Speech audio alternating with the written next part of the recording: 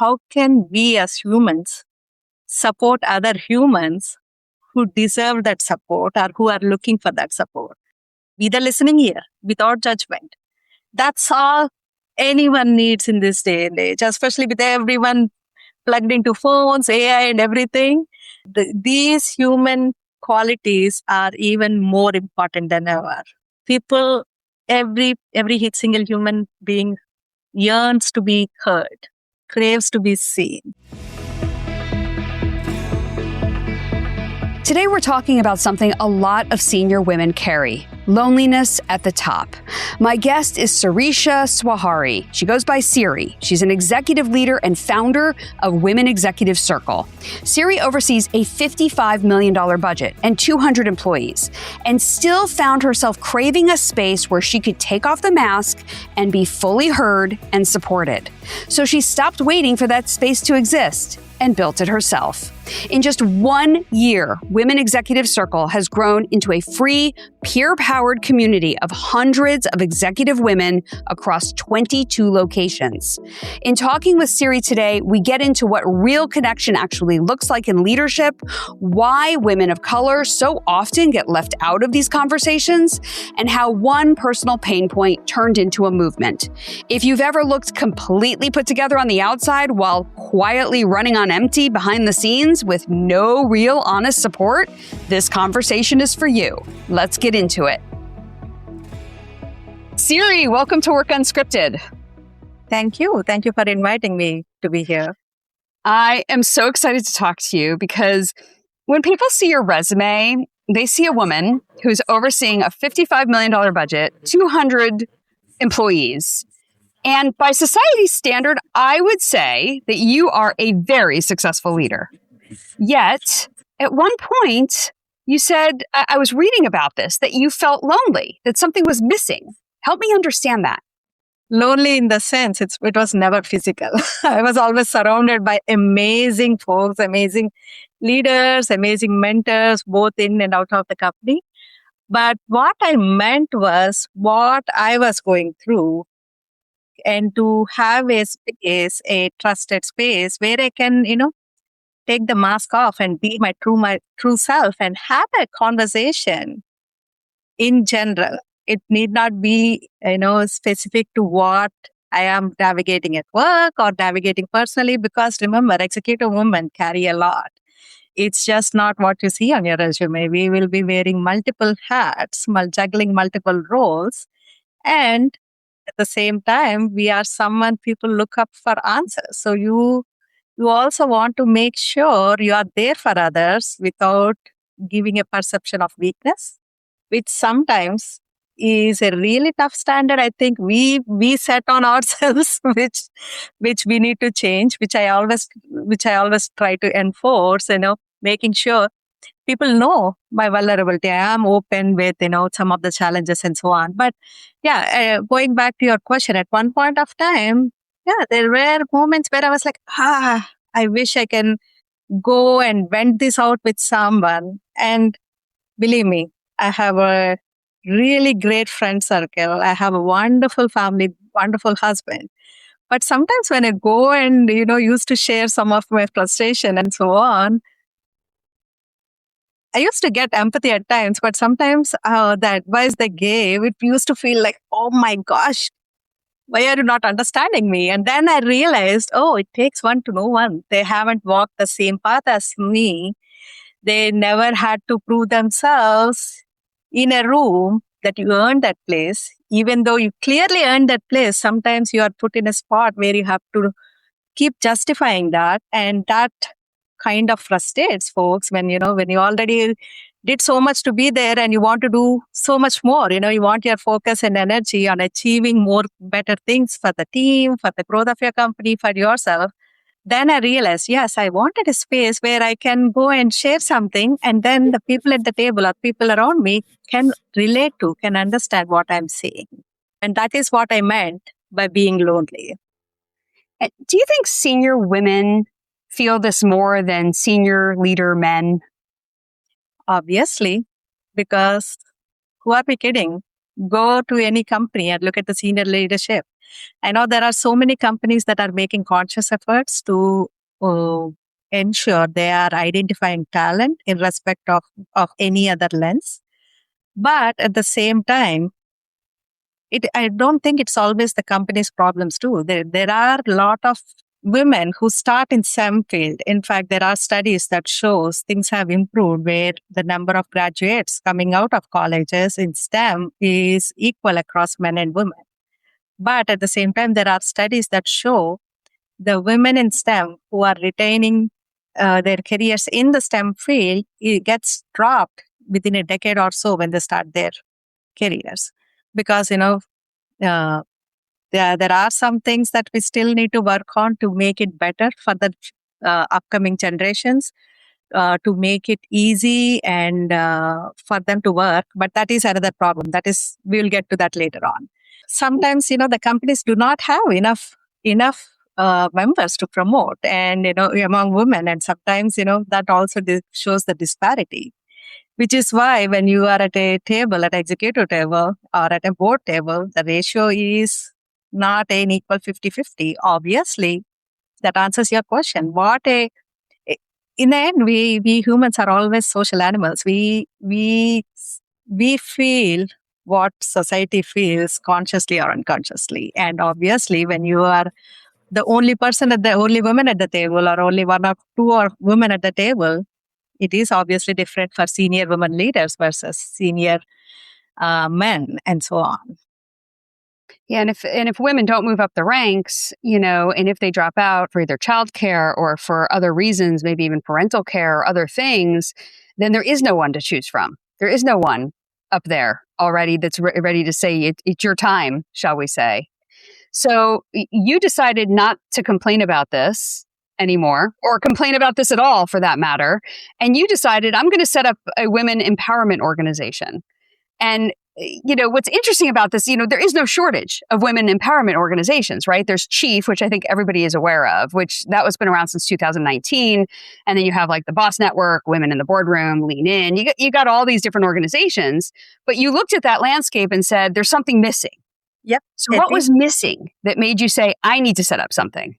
Yeah. What makes my organization, Women Executive Circle, that I came, is to fill that niche gap that is missed by all these organizations. For example, Chief focuses and when I say VC, it is Women Executive Circle, WEC, but we pronounce it as VC. And when I keep referring it as VC, I just wanted to clarify, it's not the venture capital VC, it's more of VC, right? We see. Yeah. Women's Executive Circle, right. And VC is created to fill that gap. For example, Chief, let's take Chief. It follows the same principle as ours, senior women leaders. But the local meetups that we have in VC are missing there. I know they do organize a few here and there where they have clubhouses and recently started hosting meetups. In fact, I reached out to their CEO, Alison Moore, last year, and we really had a good conversation at one of the meetups in Boston. When what is missing people or chiefs in areas like mine, Raleigh, North Carolina, where there is not a significant number of chiefs, not a clubhouse, but we still crave the same kind of in-person connection. Mm-hmm. Like I said, humans, we are all social animals. We love company. And Lean In circles, another example that you shared. It's great. Yeah, I've been in few Lean In circles more than once, and there is an overlap against VC. It is a in-person. It promotes in-person, but it is more of geographical based grouping of folks. They try to do that. But they do not limit it to senior folks. And what happened when I was in 3 or 4 different circles at one point of time or another, and what happened was every single time I was the senior most leader, which sometimes meant coaching others. Nothing wrong in that. We all do mentoring in our own careers, in our own avenues, however we can. But sometimes it was a very similar situation, like my friends and family. I have a problem, but that group is a group of supportive women, but they wouldn't understand what I'm going through because the issues, the problems that you navigate at each level is different, is very unique. And you would experience that when you're there, or you'll hear about it when you're there. And you would not be able to give any constructive advice if you do not understand the gravity of the problem or the perception you would have to deal with at certain stages of growth. So that is those gaps were missing. So what I did was I looked at the problem. I actually reached out to a few organizations before doing anything. As I asked around, can you guys do something about it? I was given no, we can't do that. I didn't put anyone in the spot. Yeah, if they can't do it, I'm not someone who waits for someone to come and solve the problem. So I said, let me start small. It's something that evolved organically a few years ago. I called my friends. I said, hey, do you want to meet up? And everyone is apparently craving for that kind of space. And that's how it started with, I think, less than 10 members initially. And now we are almost 300, which speaks volumes to what the world needs. A lot. Yeah, because this gives best of both worlds. You have that authentic in-person connection, locally, grassroots style, peer-powered connection. But you're also connected to the national network. And now we are even getting requests to expand it internationally. So who knows, next time you and I speak, we might be on a global network. And this is a network where there is no agenda, where every single woman who gets admitted into VC understands it's not a take kind of environment. It's a give and get environment. You are mutually helping one another while, taking advantage of a trusted environment where you can take the strong facade out and, be vulnerable, be transparent, be authentic, say what you have on your mind and get the advice you need. And sometimes you also have some wins during that process. And you've seen, so you do these meetups, right? And people get together and they're all senior women. And so they're all at a certain level, right? They understand the pressures, the priorities at that level. And when they meet up, what happens? Thank you for asking that. Because, that's again one of the most unique things, that what makes VC. VC was born on the principle that every single person needs to be seen, needs to be heard, is acknowledged, is visible. And, it also stemmed from the fact, the frustration I faced when I was trying to find a safe space like this in Raleigh. And I was told, you need to have a minimum of X number of counts for us to do something about it. And I was like, no, you don't need to have an X number of people, because every single human being, every single leader counts, makes a difference. We need to acknowledge that. So when I started this meetups, which, if I'm being honest, was never a meetup, it was more of a lunch get together among some senior women leaders. And these senior women leaders, we are very exclusive on seniority, but we were inclusive across all domains. So it is just not corporate leaders. We have leaders from all facets of industry, all domains and sectors and so on. And the first meetup, it felt like any other networking event you go to, the artificial conversations. You probably end up leaving with one or two meaningful connections at the end of any networking event, whether you're an extrovert or introvert. You probably have a good conversation, someone sitting next to you or across you, but you wouldn't know everyone at the table. But to reinforce the principle of VC, where every single person is seen, we follow a framework that is curated for our meetups. We always start with introduction. Even though many of us know each other by now, we always have one or two new members join the group. So it's always good to have the introduction. And then we follow the WEC framework that is aligns with our organization name or community name. And W stands for wins. What are some of the wins you had since we last met? Whether it could be professional or personal. E for evolving. What are you working on that has potential? Anything that you want to share with the team? And C for challenges. What are you dealing with? What are you carrying? And sometimes it need not just be professional. Like I was saying earlier, executive women dealing with teenagers, making sure everything is running fine, but not dropping a ball at your work. It comes with its own set of challenges. And sometimes You need the perspective of another woman leader who is going through that or who has gone through that to be able to, look at it from a different angle. Is this something? Sometimes we carry too much. Sometimes we want to control everything. And, you need that honest wake up call saying, no, you can take that easy. They're going to be fine. You need to hear that from someone who has gone through it for you to feel reassured. So that is the patent. I wouldn't say patented, but I'm trying to get it trademarked. But introduction and VC framework is mandatory. After that, we give an optional choice. It's called a give get. Do you have anything you want to give to the community? Do you want to ask anything of the community? Because remember, it is a peer powered community. It is built for women by women with zero agenda. We don't have any financial transactions, no dues, no membership. Everything is, of course, membership for sure, where we ensure they meet the seniority check. But other than that, it is truly a community in the truest sense where everyone is there for one another. It almost sounds like a great framework, honestly, for like team meetings as well. Not just what you're doing in WeSee, but, to go over your wins, go over your challenges, what's emerging, and then go over your challenges. I think, anybody just wants to be heard. That's what people don't realize, is that most of the time, it's not just be seen, but we just want to be heard. Yeah. And being heard is the most powerful thing you can do for anybody. Yeah.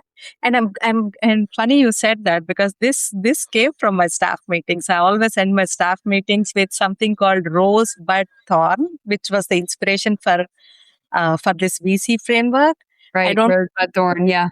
I don't know who invented it. I came across it as an icebreaker more than a decade ago or so at some event, and I loved it. After that, I started embracing it.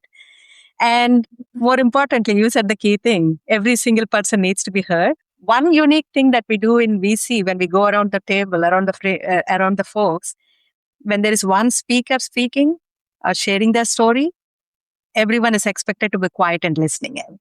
There are no side conversations, no private conversations. We do that after you're done with the whole table interactions. This ensures every single person is seen. And remember the give get.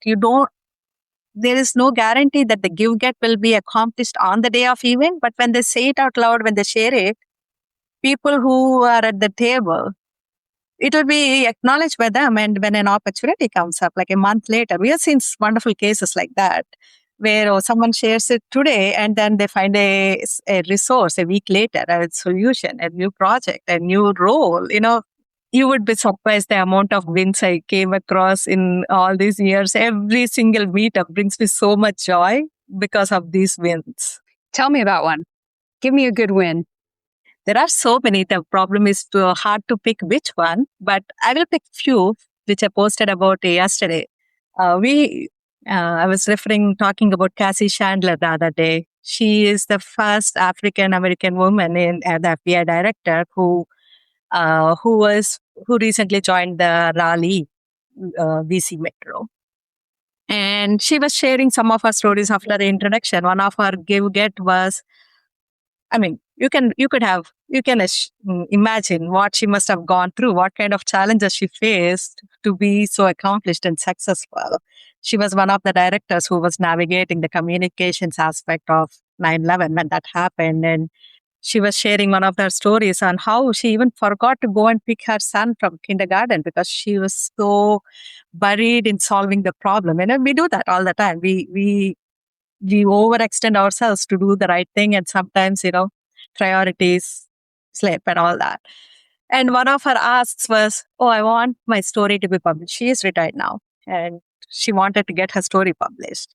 And she was thinking about how to go about it. Immediately at the table, she got a couple of solutions, couple of publisher recommendations by other members who published books. And we are also active on our WhatsApp community. Within a week, she got 3 more referrals to make, with endorsements from folks who used a publisher, and she's on her way.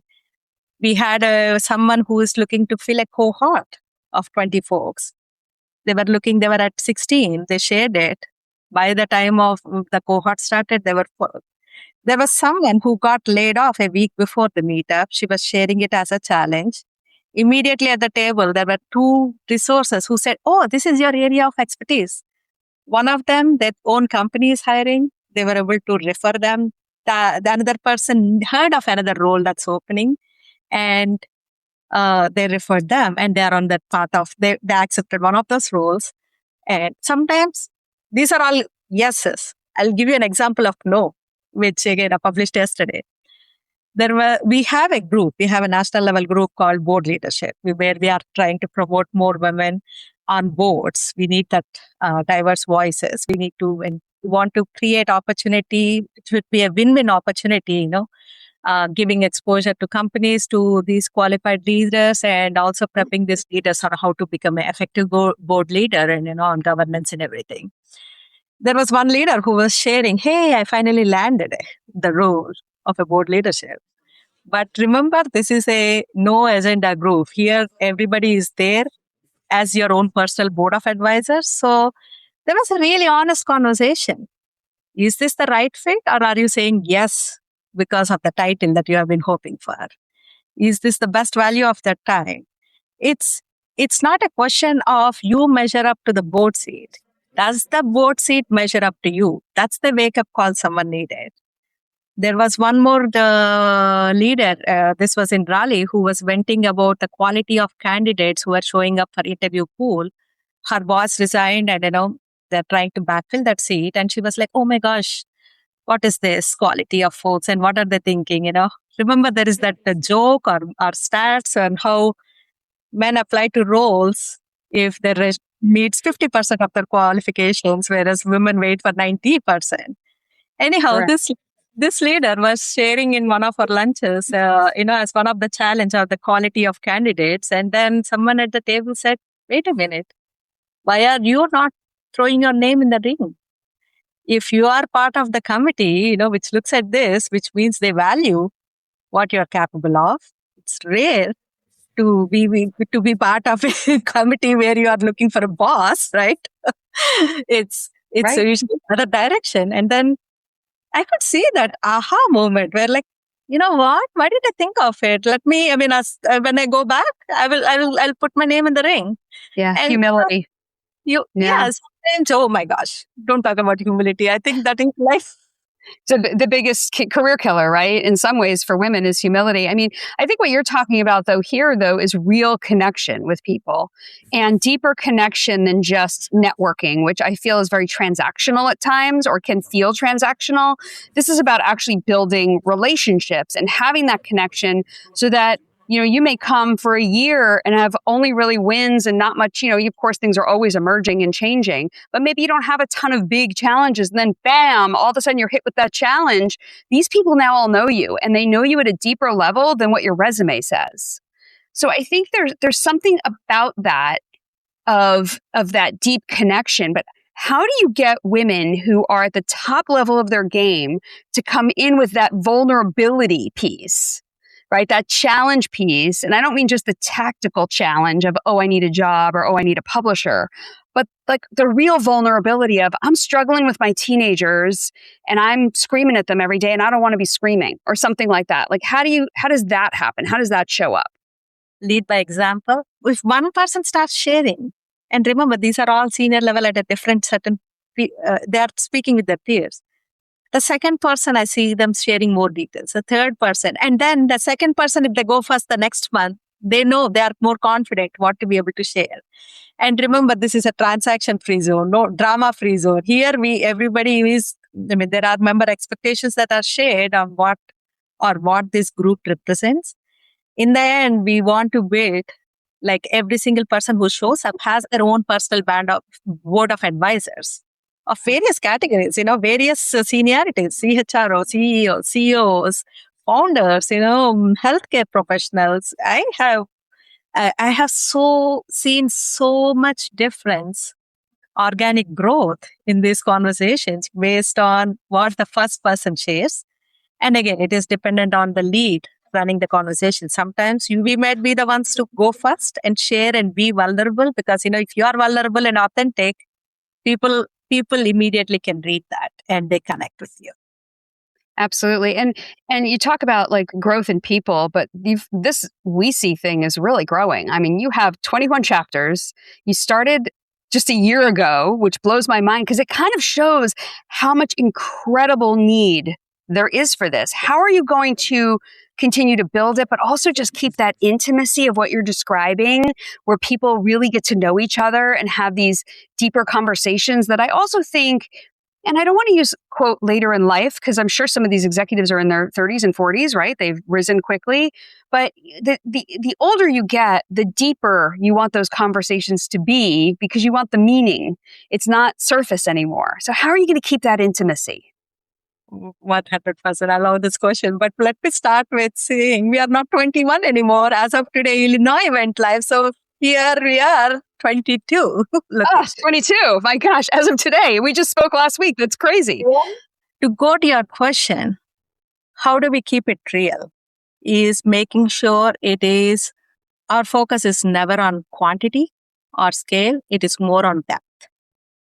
And it doesn't matter if it is a single digit member group or double digit member group. And in some locations, we are in triple digit numbers.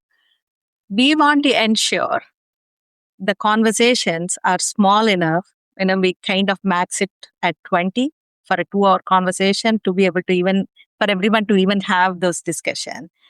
And making sure we exchange information. Sometimes if the group becomes bigger, we divide it into 2 tables, 2 table leads, and they continue through the same framework. I think the framework is what does the magic, whether it was at my work, in my team meetings, or in VC. The framework is designed in such a unique way that the intimacy is guaranteed as long as people are ready to invest in it. If you want to become a member and not show up, you're doing yourselves a disservice. You're not for others, right? People do join things and not show up, and you don't get the benefit out of it, of course, if you don't show up, because this isn't mostly in person. Like there's not much outside of the in-person engagement. Yeah. It was always in person. The only reason I agreed to do these external national level groups is the need is there, AI and innovation. It all came up when I don't know if you are part of the chat group too, a chat GPT group launch, and there was a complaint about, we have so many panels out there, but I don't see any women leaders, no women speakers, no one. Again, problem, complaints. But, I was like, okay, you know what? Let's start curating a list of people we know who are good speakers, who we can present it, showcase it. And now we will see a link in our website which lists all the VC speakers, people who have slayed in their respective domains and are capable to host a keynote or lead a panel or lead a conversation, that are available for these speaking opportunities that members can reach out to. Again, if you distill it, the basics of it is problem. Don't wait for others for solution if you can do it. That's how. And when we were thinking about it, then I realized, you know what? We need to give support on AI and innovation. It's one of the key things in this day and age. We have a lot of AI leaders, and bringing them together and, doing some sessions where you can share knowledge, what is happening, industry standards, discussion.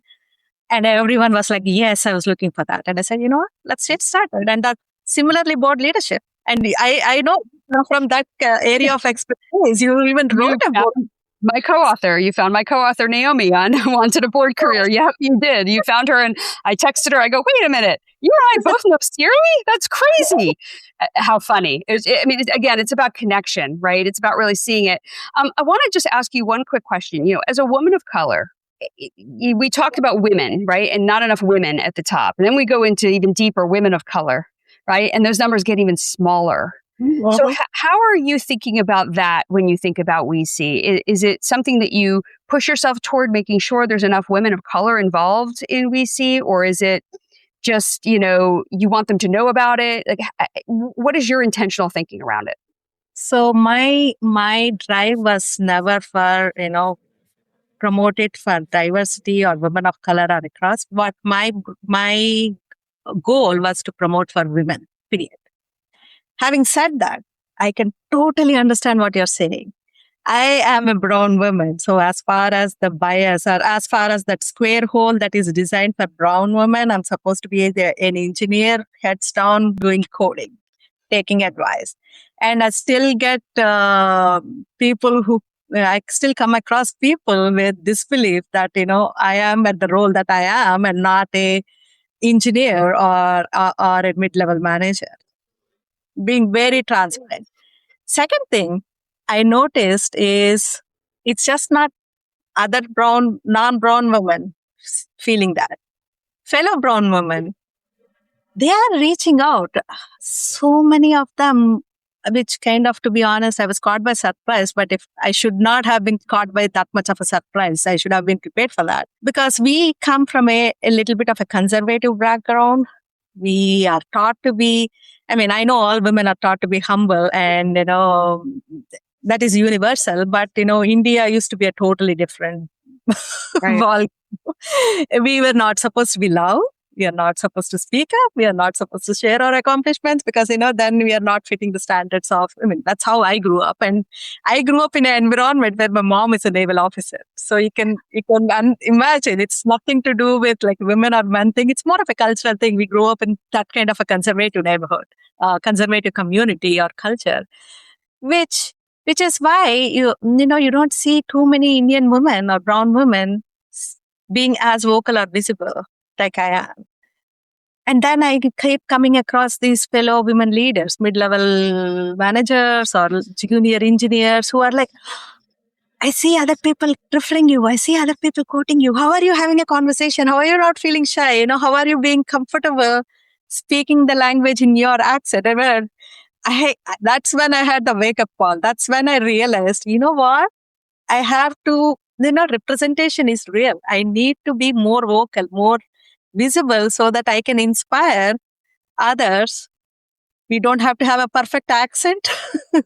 I don't even worry about it. I never plan to correct it. I want to speak as I speak because that is how I want to show up. It's not how I speak, but what I speak first should matter. And it took a lot of courage. I know this is my, I think, 9th podcast, but the first podcast, I'm telling you, I was like freaking out. Oh my God, they have too many arms, too many R's. What will happen if someone comments about my Indian accent, the way I pronounce tomato versus tomato? It's like, we also use the British English in India. A one-time colony, right? The lift and elevator. So some of the words that we are used to are not common in American language. So I was freaking out about it. But then at that time, I was like, I keep challenging my team to, for growth, you need to embrace being uncomfortable. So let me, lead by example. And that's when I said yes, because podcast and recordings like this are forever stored. It's not something like people can forget. But after getting these feedbacks from others, that's when I realized I am going to show up as my true self. Sorry if your podcast ends up having too many ums and ahs, but I'm hoping the listeners focus on the messages rather than counting how many times I said that. I'm hoping the listeners of especially women of color feel confident to embrace their true selves and show up more. Because what I learned the hard way is this is not like a school where you get a first rank and you get called by the principal or announced on school speaker, oh, Siri got a first rank. That's not how it works. Here in this era of 2020s, after you have to be the ones who say, hey, I did this. I accomplished this. You should be able to speak up. You should be able to break those inhibitions that you inherited from birth and be able to speak up. And that's my focus. Yeah. And be visible. And speaking of visibility, you have a huge event coming up, September 3rd. It's massive. Yeah. You're at the governor's mansion in Raleigh-Durham, right? In Raleigh, you're getting the city proclamation as We See Day, which is unbelievable, 1 year into this organization. And when that kind of external validation does arrive, right? When you get it from somebody else, like, is that complicated for you at all? Is that like, what's happening inside of you when something like that shows up in your lap and says, come have your big event at the governor's mansion? And you're like, wait, what? Yeah. See, I'm pinching myself still. I still can't believe it. Credit goes to not only the leaders or members that are part of VC, but also the state leadership, the city leadership, who is acknowledging, who is seeing the difference these strong women leaders are making, driving the economy forward. And I'm so glad to be part of this. Where do you see WeSee in 5 years? We'll see. We'll see. We'll see where WeSee is. So one last thing, one last question. So one of your big slogans, you say support is not a slogan, is what you say. It's a practice. What's the one thing you want to leave the audience of women out there with today? And, how do they support other women? And this is not just for women out there. How can men support other women who may not be as visible or seen as they could be? You know what? I will even rephrase it further. How can we as humans support other humans who deserve that support or who are looking for that support? And who knows, maybe 5 years from now, we may grow global. I'm getting a lot of interest and reach from globally asking us to expand VC. I'm following up on a prior question first and then moving on to this. The way we can support is, lead by example. Be the voice people are looking for. If you see someone in a meeting being cut, pause, have the attention redirected to the member. It doesn't have to be a woman. It doesn't have to be a man. It doesn't have to be a colored person. It has to be someone who's sharing their thoughts. Make sure you are listening. And when I say listening, it's active listening. Don't listen just to respond. Don't listen just to pause. Make sure you are understanding what they are saying or what they are looking for. That kind of support. And for other women out there, the scarcity mindset is real. Sometimes, I have seen cases where there is only one seat at the table, which means people are not really supporting her. People are competing with the wrong attitude. I would say men or women, when you earn your seat at the table, see who else you can bring them. Try to lift others. That is what leadership is. That is what makes leadership fulfilling. Not us achieving the titles, not us saying, oh, I did this, but being able to say, hey, yes, I gave a step up, or I coached, or I directed, I mentored, I provided support, or even if you can't do anything, be the listening ear without judgment. That's all anyone needs in this day and age, especially with everyone plugged into phones, AI and everything. These human qualities are even more important than ever. People, every single human being yearns to be heard, craves to be seen. So please do your part. Please see, please speak up. Please encourage them to speak up. And that's all I can ask for. What a great note to end on. So I think this is going to be the hottest ticket in town at this point after people listen to this episode. So how can people apply to WeSee and how can they find you? They can find me on LinkedIn under Sirisha Swahari. I go by Siri, but my full name is Sirisha, which is what my mom calls me when I'm in trouble. So don't call me by that, but you can find me by Sirisha Swahari. And in order to look what VC stands for, or if you're looking for thought leadership articles by other VC leaders, or, if you're looking for speaker resources, if you're looking for other resources on your journey to become a future VC leader, sometimes we do have people who apply and are not senior enough to be VC. So what we decided is instead of saying no, we came up with a better option, providing a list of avenues that they can, coaching or, coaches, training, leadership cohorts and so on that they can take advantage of on their growth journey. And who knows, they can become a future VC leader. And if you are a senior leader who is VC ready and interested in becoming a VC member, go to our website, we-c.org, v-c.org, and there should be an apply button for you to submit your details. And we'll put that in the show notes as well. Siri, this has been an amazing conversation. I love that you saw a gap and you filled it. And now that gap is becoming smaller and smaller and smaller. 300 members in just a year, that's huge. This is a not-for-profit, and so people can join. It doesn't cost them anything to join as long as they're accepted, if they're at the right level. And congratulations to you on what an amazing accomplishment you've done to give back to the world. What a legacy. What's not to love about this conversation? Siri saw a gap and did something about it. I think that is such an important leadership lesson. Leadership can make you feel like you are supposed to have it all figured out all the time by yourself. Siri called that out and built something different. She didn't just say, well, this is how leadership is. It's lonely. It's hard. Figure it out. Instead, she asked a different question and ended up creating a powerful force for her and for the hundreds of women we see. So here's what I want to leave you with. Where in your own life or leadership are you white-knuckling it alone when you don't have to be? And who in your circle could use this conversation? Share this episode with her. Seriously. And reach out. I work with executives who know they need a thought partner at the top. In the meantime, as always, stay curious, stay growing, and stay unscripted. The journey is yours. Work Unscripted is produced and edited in partnership with the team at Palm Tree Podco and 21 Digby. The content for this week's episode was created by me, Marlo Lyons.